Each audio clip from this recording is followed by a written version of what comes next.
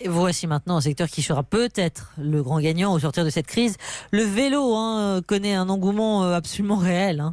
Et qui se manifeste dans les chiffres. Le marché du cycle en France a connu l'année dernière, en 2019, avant donc cette crise, une croissance de 10%.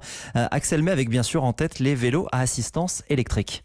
Oui, le chiffre d'affaires global du secteur du cycle, qui comprend aussi des accessoires, a atteint un nouveau record l'année dernière. Plus de 2,3 milliards d'euros. Et cela en dépit d'une baisse du nombre de vélos vendus. Moins 2%, baisse déjà enclenchée l'année d'avant. Alors vous allez me demander comment expliquer que le chiffre d'affaires augmente fortement alors qu'il y a moins de vélos achetés.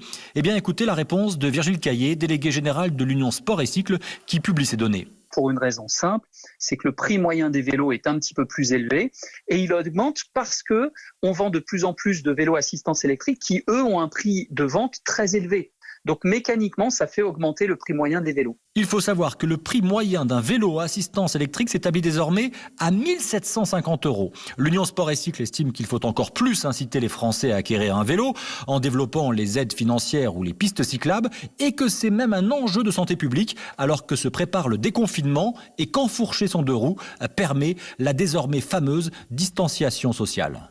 Eh oui, plus facile. Axel May, merci. Ce sera peut-être l'outil indispensable de ce déconfinement pour éviter les transports en commun en ville.